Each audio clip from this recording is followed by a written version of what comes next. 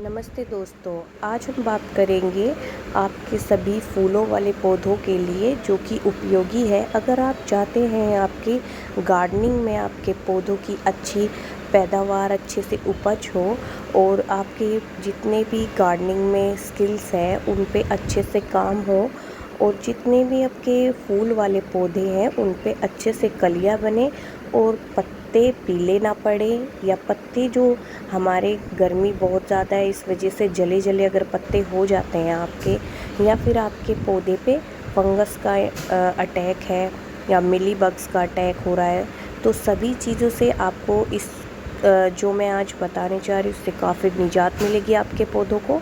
और ये इससे आपके पौधों को कोई नुकसान भी नहीं होगा, क्योंकि ये जो हमारे किचन से ही हम ऐसा कुछ आपको बता रहे हैं जो कि आपके किचन में ही अवेलेबल होती हैं चीज़ें, उन्हीं से ही आप बिना पैसे खर्च किए और ऐसा रिज़ल्ट पा सकते हैं जो कि आपकी सारी पत्तियां अच्छी ग्रीन और सुंदर बनी रहें। धूप से पौधा ज़्यादा जलने के बाद भी उसकी जैसे पौधा हमारा मरने भी लगता है तो भी वो संवट जाएगा। इस तरीके का हम उपयोग आपको जानकारी देंगे आज। आपके पौधे पे किसी प्रकार का कोई इंसेक्ट का अटैक है, कीटों पर नियंत्रण करना चाहते हैं आप, तो भी आप इसका इस्तेमाल कर सकते हैं। अच्छी पौधों की अच्छी ग्रोथ बनी रहे और फ्लावरिंग के लिए वो तैयार रहे, ज़्यादा से ज़्यादा आपके लिए फूल निकाले पौधा, तो उसके लिए भी काफ़ी अच्छा है। पौधों में किसी प्रकार का भी फंगस, चींटियों का अटैक, रोगों किसी प्रकार के भी रोगों को ठीक करने की क्षमता है इसके अंदर। पौधों को साफ रखता है, यानी कि आपकी पत्तियों पे किसी प्रकार के भी कोई उनको चमकदार बनाता है, तो उनको क्लीन रखने में काफ़ी मदद करता है। पौधों को यदि आप जैसे कोई खाद का इस्तेमाल करते हैं, जैसे हम घर पे बनाते हैं, तो किन्हीं किन्हीं प्रकार की खादों को यूज़ करने से कई बार क्या होता है उन खादों में काफ़ी स्मेल आने लग जाती है, जो कि हम अपने पौधों की मिट्टियों में मिला देते हैं, तो कई बार अजीब सी स्मेल हमारे गार्डन से आती है या हमारे प्लांट की मिट्टी में आने लग जाती है, तो उसको भी रोकने में काफ़ी मदद करता है। ये उस स्मेल को बहुत अधिकतर कम कर देता है। पौधों में फूल खिलने की जो संख्या है उनको बहुत अधिकतर बढ़ा देता है, पहले से ज़्यादा वो ज़्यादातर मदद करेगा आपकी। और जो एक्स्ट्रा प्लांट जिसे हम खरपतवार बोलते हैं या वीड्स बोलते हैं, उनको ये ख़त्म करता है, यानी कि मिट्टी में अगर किसी प्रकार के छोटे छोटे पौधे या कुछ निकलता है तो उनको ये नष्ट कर देता है। ये एक अच्छा वेरी गुड फर्टिलाइज़र है। तो इसको देखिए, ये हमारा किचन से लिया हुआ बेकिंग सोडा है, इसको मीठा सोडा भी बोलते हैं। इसका हमारे प्लांट पे काफ़ी अच्छा रिज़ल्ट होता है, तो इसको हम इस्तेमाल करते हैं। इसका कोई साइड इफ़ेक्ट नहीं मिलेगा आपको, इसको अगर सही मात्रा में अगर आप यूज़ करते हैं तो। ये मैंने छोटी वाली आधी चम्मच का यूज़ कर रही हूँ मैं। आधी छोटी चम्मच को हम डालेंगे।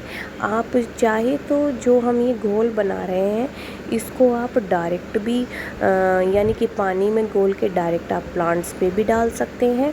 और चाहे तो अगर आप आपकी पत्तियों पे इंसेक्ट है मिली बग्स का या किसी तरह का भी, तो उनको आप कम करना चाहते हैं या उन पर नियंत्रण पाना चाहते हैं, तो आप क्या कर सकते हैं कि उसका स्प्रे बनाकर स्प्रे बोतल में भी आप 2 लीटर में डाल के उसका स्प्रे कर सकते हैं। ये आपके सब्जियों वाले और फूलों वाले पौधे पे बहुत ज़्यादा असरदायक रहेगा। आप देख सकते हैं हमने इसमें नींबू का उपयोग किया है। नींबू की 5-10 ड्रॉप आप डाल सकते हैं थोड़ी सी इसके साथ। उसमें क्या है, नींबू की अगर हम ड्रॉप कुछ डाल देंगे तो ये हमारी मिट्टी को एसिडिक बनाता है, जो कि हमारे पौधों को बहुत ज़रूरत होती है एक एसिडिक मिट्टी के लिए। तो उस मिट्टी को बनाने के लिए हमें इसका उपयोग करना होगा। तो इसको यूज़ करने से पहले आपको एक बात का और ध्यान रखना होगा क्योंकि जो आपके गमले की मिट्टी है ना, उसको थोड़ा नम रखना होगा यूज़ करने के लिए। यानी कि जैसे आपने पानी नहीं दिया है तो वो ठोस ना हो, थोड़ी नम मिट्टी हो इस प्रकार की, तो उस पे हम यूज़ करेंगे इसका। आप चाहे तो पत्तियों पे स्प्रे करें और चाहे तो इस तरीके से थोड़ा थोड़ा अपने गमलों में डाल सकते हैं। हम अपनी कोई भी प्लांट की, जैसे हम स्टैम्प कट करते रहते हैं, यानी मोगरा है या रोज़ है, हम फ्लावर ले लेते हैं, तो वहाँ पे भी आप इसको लगा सकते हैं, क्योंकि वहाँ पे बहुत जल्दी फ्लावरिंग लेने के बाद इंसेक्ट का भी अटैक हो जाता है। तो इस तरीके से आप इसका उपयोग कर सकते हैं।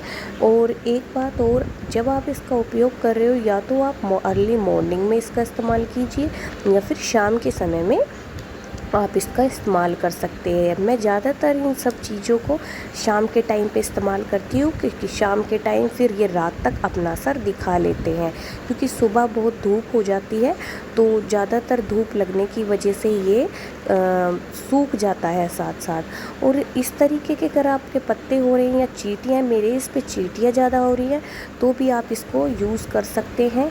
इसमें क्या है, चींटियों को मारने की या दूर भगाने की क्षमता रखता है ये।